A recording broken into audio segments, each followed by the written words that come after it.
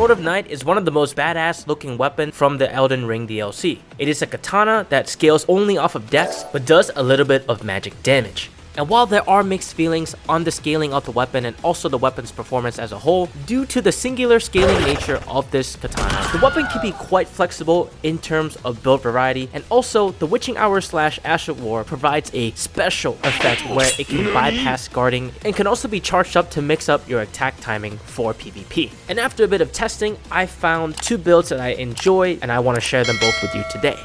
The first build is a bit more comfortable and flexible in terms of how you want to play it, so if you're looking for something to go through the game and not worry too much and be ready for every situation, I would recommend the first build. The second build is a bit more min-max with a bit of my own flair and flavor of what I like and what I think are decent ways to patch up the Blade of Knight's flaws. Before we get started, I want to share the similarities between the builds. First up, the Talismans. Both builds use the same talisman setups, so here it is. First, we got Shard of Alexander, more skill damage, pretty obvious what it's there for. Secondly, we're going to be using the Millicent's Prosthesis for the +5 dex and also the 3-hit attack boost that you get. This is something that automatically procs to maximum once you use the Witching Hour /. Next up, we have a DLC Talisman, a very good one for exploration and just general PvE gameplay. The Blessed Blue Dew Talisman grants you FP regeneration over time, allowing you to cast more of your skills and your spells or incantation without worrying too much about FP. And by pairing this up with support or healing skills, you're going to have this build that can go on very long treks before even stopping by any side of grace. Lastly, we're gonna go with the Dragon Crest Great Shield Talisman or any other kind of damage negation like fire, lightning, or magic, depending on where you are in the game.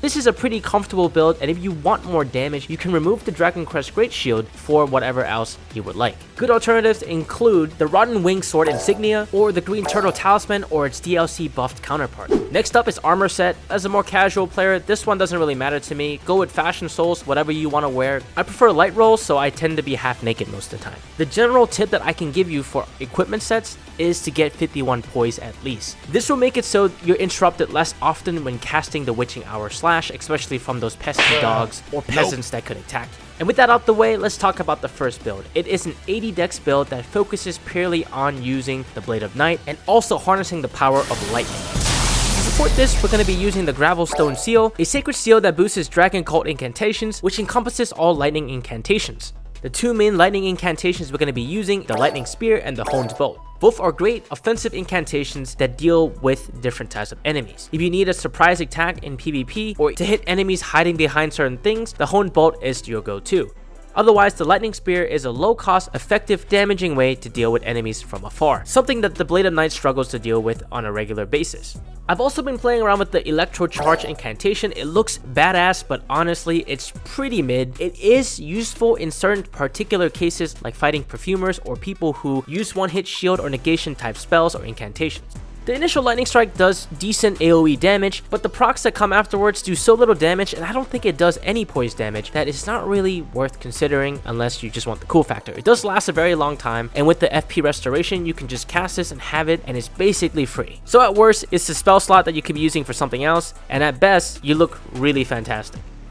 For the support package, we're going to have Beastal Vitality for the HP regen, Golden Vow because Golden Vow is amazing both co-op or solo, and Flames grant me strength. And this is not only going to buff your Blade of Night, but something else in this build as well. And the next two is going to be Lord's Aid for stat ailments, and then Healing for healing you and your allies. With that FP restoration, if you're playing in co-op a lot, this is a great way to support the people you're playing with while having a very low cost threshold, especially during longer segments or dungeons. The next two slots is up to you. I've been experimenting with two of the DLC incantations. One of them I'm liking a lot. Fire Serpent is a delayed tracking fireball that has a low FP cost and a blisteringly fast cast time, making it quite annoying for enemies, especially the human variant, to deal with. And lastly, Aspect of the Crucible Thorns, because why not? This is an open slot, you can do whatever you would like with it. Like if you want more damage negation or more supportive spells, I would definitely replace this with that. These are the stats at level 150. If you would like to go higher or lower, just keep in mind to meet the threshold requirement to equip all of the gear that you would like. My character started out as a samurai, and in no way, shape, or form do you need to be a samurai, but these are how the stats will be if you did start out as a samurai. At level 150, you're looking at around 45 vigor, 20 mind, 30 endurance, 75 dexterity, and 30 faith. Millicent's prosthesis will push us up to 80 dex, and that's where we want to be. Now, if you would like more vigor or more endurance, whatever it may be, you can take some away from dex as long as you do not go under 60 with the talisman or 55 if you're just doing stat allocations before accounting for talismans. Adversely, by taking away from your vigor, endurance, and even dex, you can pump up your faith to cast even more powerful incantations if that's what you desire. So now we have a bit of magic damage with the Blade of Night, we have a bit of lightning damage from the incantations, and with Fire Serpent we are getting some level of fire damage, but we're going to augment this with an FP free way to cast even more fire damage with the Fire Spark Perfumer's Bottle. This weapon is surprisingly clutch, very low weight, and scales pretty well with the stats that we have, which is mainly dex. With this build, you're going to be able to tackle a variety of different situations without having to change around your builds too much, because you have a variety of ways to deal different types of damage and a lot of ways to sustain yourself throughout your journey. And I hope this showcases and gives you many ideas on how to use the Blade of Night to its fullest, which is to utilize the versatility of a singular dex scaling. With dex scaling only on this katana, some people might be disappointed that it's not flashier or do more, but hear me out. Being able to bypass shields in PvE and PvP with that Ash of War is pretty big. If it had a lot of poise damage, which it doesn't, this Witching Hour Slash would be busted AF. But because it has a very niche use in penetrating defenses and also that singular scaling, it is very flexible. You want to run a Faith build, you can. You want to run an Int build, you can. You want to run an Arcane build, you can. Which leads me to my second build. It's a bit of an update to a build I made a couple years back, which is a Powerstancing Moonveil build. Powerstancing katanas are much better than a singular katana in Elden Ring in my opinion because of its roll attack and its jump attack. It has a very misleading hitbox for both PvP and PvE and does pretty good poise damage. Not only that, but I think Moonveil is the perfect companion to the Blade of Night or vice versa because they cover each other's weaknesses. This Twilight Samurai build is a bit simpler to utilize than the build I just gave you, which gives you a lot more flexibility, but in its simplicity is power.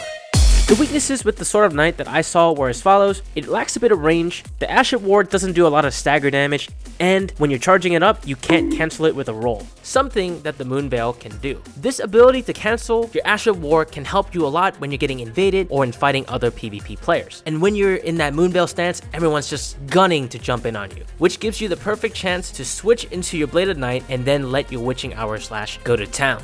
Conversely, Moonveil struggles against shielded enemies. It has a very hard time penetrating shields, especially the magic variety shields that might be more common in the later portions of Elden Ring and its DLC, or invaders. For this specific issue, the Sword of Knight's Ash of War is an elegant solution. Moonveil's Ash of War Transient Moonlight not only covers the range, but also gives that great stagger damage if you need it in a tight spot. It also helps that both of these katanas are augmented by Terra Magicus and the cracked tier that increases magic damage, or even the Magic Scorpion Charm if you would like to add that in instead of a damage negation talisman. In this build, you're going to have a variety of magic that you can pull from, but honestly, it doesn't matter as much because you're going to mostly be using the Ash of War. However, this does give us some fun options like Microcosm, which is like a mini black hole, a new DLC spell that I really enjoy, does a lot of AoE damage and lots of stagger damage as well. And things like Seymour's Ice Storm, which can come in quite clutch in the Elden Ring DLC. And then you also have the good old supported ones like Terra Magicus that increases your magic damage, Lucidity, which helps you with some stat ailments, and the new one, which is Miriam's Vanishing, a new teleport spell that gives you a bit more iframes as you're traveling around for the cost of FP. The one other one that I would recommend is a long range attack that is a low FP cost, so that way you can poke enemies from afar. Spells like Magic Glint Blade is especially good for this. Not only does it poke for, but it's a delayed cast as well, so if you have an invader and you're trying to bait them into making a mistake, this is a great low cost way of putting on the pressure. And then a fun niche spell on hand would be Carrion Retaliation, allowing you to parry magical spells. The stat allocations are as follows. At level 150 as a samurai, you want 40 vigor, 16 mind, 30 endurance, 55 dexterity without considering talismans, and 60 when considering talismans, and 60 intelligence.